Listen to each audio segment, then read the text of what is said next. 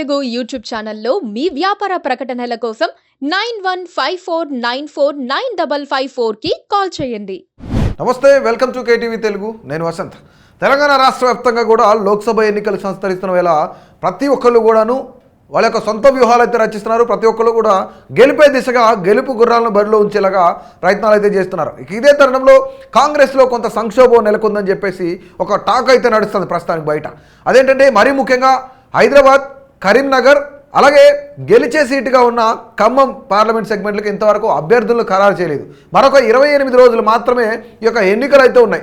మరీ ముఖ్యంగా కరీంనగర్ ఒకవైపు, అలాగే హైదరాబాద్ ఒకవైపు పక్కన పెడితే సో ఖచ్చితంగా మనం ఇక్కడ చూసుకోవాల్సింది ముఖ్యంగా ఖమ్మం పార్లమెంట్ సెగ్మెంట్. సో ఈ ఖమ్మం పార్లమెంట్ సెగ్మెంట్లో ఎవరు నిలబెట్టినా సరే వాళ్ళు గెలుస్తారు, గెలుపు అవకాశాలు ఎక్కువ ఉన్నాయని చెప్పేసి ఒక టాక్ అయితే నడుస్తుంది. ఇక ఇదే తరుణంలో రేవంత్ రెడ్డి వర్సెస్ పొంగులేటి శ్రీనివాసరెడ్డి కొంతమేర ఒక గొడవ అయితే జరుగుతూ ఉందని చెప్పేసి రాజకీయ వర్గాల్లో కొంతమేర చర్చ నడుస్తుంది. మరీ ముఖ్యంగా పొంగులేటి శ్రీనివాసరెడ్డి ఆయన తమ్ముడు కోసం, ఆయన తమ్ముడికి టికెట్ కోసమే చెప్పేసి కొంతమేర ప్రయత్నాలు చెప్తున్నారు. అలాగే గతంలో బీఆర్ఎస్ కుటుంబ పార్టీగా ఉంది కాబట్టి కుటుంబంలో ఉన్న వ్యక్తికి, ఒకే వ్యక్తికి టికెట్ ఇస్తామని చెప్పేసి ఇప్పటికే కాంగ్రెస్ అధిష్టానం బయటికి చెప్పడం కూడా జరిగింది. ఇదే తరుణంలో రేవంత్ రెడ్డి సొంత తమ్ముడైనా సరే టికెట్ ఇవ్వకుండా ఆయన పక్కన పెట్టిన పరిస్థితి అయితే నెలకొంది. సో ఇదే తరుణంలో పొంగులేటి శ్రీనివాసరెడ్డి మాత్రం పట్టు వదలని విక్రమార్కుడిలాగా పొంగులేటి శ్రీనివాసరెడ్డి తన తమ్ముడు కోసం టికెట్ ప్రయత్నాలు అయితే చేస్తున్నారు. ఢిల్లీ నుంచి లాబింగ్ కూడా జరుగుతుందని చెప్పేసి ఒక చర్చ జరుగుతూ ఉంది. సో మరీ ముఖ్యంగా కేసీ వేణుగోపాల్తో సమావేశంలో కూడాను ఆయన తమ్ముడు టికెట్ కోసం పట్టు వదలకుండా ఖచ్చితంగా తమ్ముడికి టికెట్ కావాలని చెప్పేసి పొంగులేటి శ్రీనివాసరెడ్డి ప్రయత్నాలు అయితే జరుగుతూ ఉన్నాయని చెప్పేసి కొంతమేర లాబింగ్ జరుగుతుందని కూడా చెప్తున్న పరిస్థితి అయితే ఉంది. ఇక ఇక్కడ చూసుకున్నట్లయితే మరొక వర్గం నుంచి, తుమ్మల వర్గం నుంచి కూడాను తుమ్మల నాగేశ్వరరావు ఆయన కొడుకు యుగంధర్ కోసం కూడా టికెట్ ప్రయత్నాలు జరుగుతున్నాయి. ఢిల్లీ స్థాయిలో లాబింగ్ కూడా జరుగుతుందని చెప్పేసి ఇక్కడ ఒక చర్చ అయితే జరుగుతోంది. ఎందుకు ఖమ్మం టికెట్ని ఎప్పుడు కూడా రెడ్లకే ఇస్తారు, లేదంటే ఓసీ సామాజిక వర్గాలకే ఇస్తారు అని చెప్పేసి ఒక చర్చ జరుగుతూ ఉన్న సమయంలోనే ఇక ఇదే తరుణంలో బట్టి విక్రమార్క కూడా తన వైఫ్కి టికెట్ కావాలని చెప్పేసి, అంటే బట్టి విక్రమార్క ఒక ఎస్సీ అయినప్పటికీ నందిని ఓసీ కాబట్టి సో ఆవిడకి టికెట్ కేటాయించాలని చెప్పేసి కొన్ని ప్రయత్నాలు జరుగుతాయని చెప్పేసి కొంతమేర లాబింగ్ కూడా జరుగుతూ ఉంది. సో ఇక ఇదే తరుణంలో కుటుంబ పాలనకు చెక్ పెట్టారు తెలంగాణ ప్రజలు. అట్లాగే రేవంత్ రెడ్డి కూడా అధిష్టానం మాటని జవదాటకుండా ఖచ్చితంగా ఈ యొక్క టికెట్ల విషయంలో చాలా ఆచితూచి అడుగులు వేస్తున్నారు. అందుకనే ఇప్పటికీ కూడా ఈ 3 టికెట్లు కూడాను కొంతమేర ఆపిన పరిస్థితి అయితే నెలకొంది. ఇక ఖమ్మం విషయానికి వస్తే కనుక అంటే మరీ ముఖ్యంగా ఇక్కడ రేవంత్ రెడ్డిని కొంతమేర ప్రశంసించే స్థాయి కూడా కొంతమేర ఇక్కడ జరుగుతూ ఉంది. ఎందుకంటే ఆయన ఎప్పుడైతే అధిష్టానం ఒక ఫైనల్ అయితే ఇచ్చిందో, ఫైనల్గా ఒక నినాదం ఇచ్చిందో కుటుంబ పాలనకు చెక్ పెట్టాలి, ఒక కుటుంబం నుంచి ఒకే వ్యక్తికి టికెట్ ఇవ్వాలి అనుకుంటున్న తరుణంలోనే రేవంత్ రెడ్డి తన తమ్ముడికి కూడా టికెట్ ఇవ్వకుండా ఆపిన పరిస్థితి అయితే నెలకొంది. అంటే సొంత పార్టీలో ఉన్న ఎవరైతే ఉన్నారో వాళ్ళందరూ కూడా కొంతమేర టికెట్ల కోసం లాబింగ్ చేస్తున్నారు, తమ కుటుంబ సభ్యులకే టికెట్ కావాలని చెప్పేసి ఒక చర్చ అయితే నడుస్తూ ఉంది. మరీ ముఖ్యంగా మనం ఇక్కడ చూసుకున్నట్లయితే ఒకవైపు నుంచి తుమ్మల, మరొక వైపు నుంచి బట్టి విక్రమార్క, మరొక వైపు నుంచి పొంగులేటి శ్రీనివాసరెడ్డి పట్టు వదలకుండాను వీళ్ళందరూ కూడాను టికెట్ ప్రయత్నం జరుగుతూ ఉంది, టికెట్ల కోసమే ప్రయత్నం జరుగుతూ ఉంది. ఎందుకంటే మరీ ముఖ్యంగా ఖమ్మం పార్లమెంట్ సెగ్మెంట్ అంటే ఖమ్మం అంటే కాంగ్రెస్, కాంగ్రెస్ అంటే ఖమ్మం, ఖమ్మం కాంగ్రెస్కి కంచుకోటగా ఉండేది. సో దీనివల్లనే గెలిచే స్థానం కాబట్టి ఖచ్చితంగా ఈ టికెట్ ఆశించాలని చెప్పేసి కొంతమేర జరుగుతున్న పరిస్థితి అయితే నెలకొంది. ఇక ఇదే తరుణంలో మనం చూసుకున్నట్లయితే బట్టి విక్రమార్క కూడాను ఆయన టికెట్ కోసం ఆశిస్తున్న పరిస్థితి వాళ్ళ మిస్సెస్ కోసం.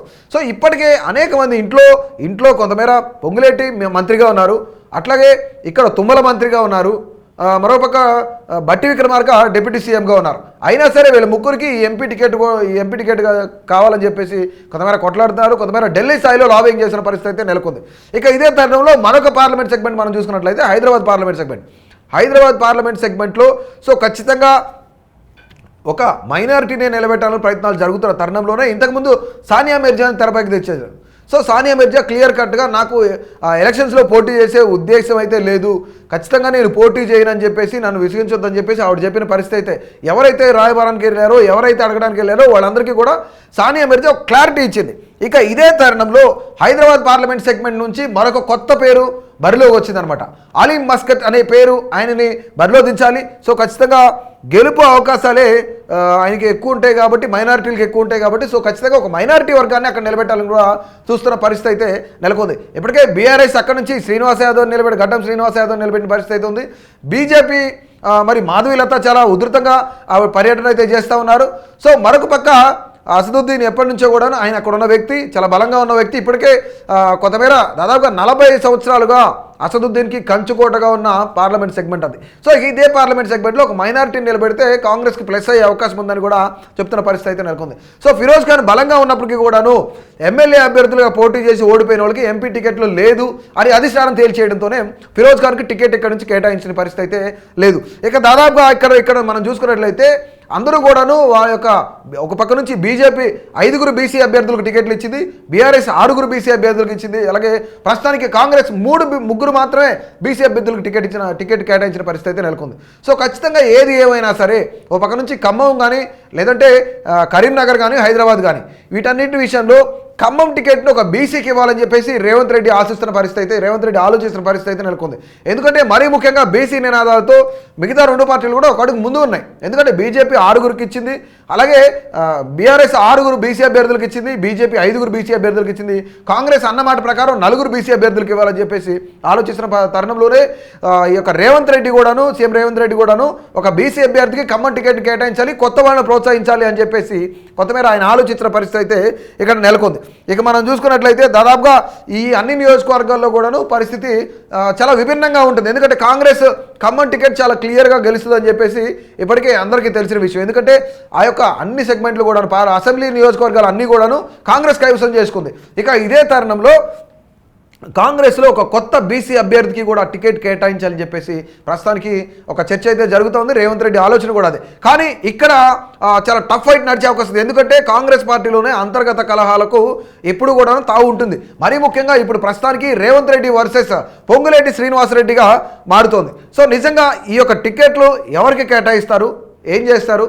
నిజంగానే పొంగులేటి శ్రీనివాసరెడ్డి తమ్ముడికి టికెట్ ఇస్తే బాగుంటుందా, లేదంటే బట్టి నందినికి టికెట్ కేటాయిస్తే మంచిదా, లేదంటే మరొక అభ్యర్థి తుమ్మల యుగంధర్కు టికెట్ కేటాయిస్తే బాగుంటుందా, లేదంటే రేవంత్ రెడ్డి ఆలోచించిన విధంగా అధిష్టానం వాళ్ళ యొక్క అభిష్టం మేరకే ఆయన ఒక కొత్త వారికి అవకాశం ఇచ్చి బీసీకి టికెట్ కేటాయిస్తే బాగుంటుందా అనేది ప్రతి ఒక్కరు కూడా తప్పకుండా కమెంట్ చేయండి.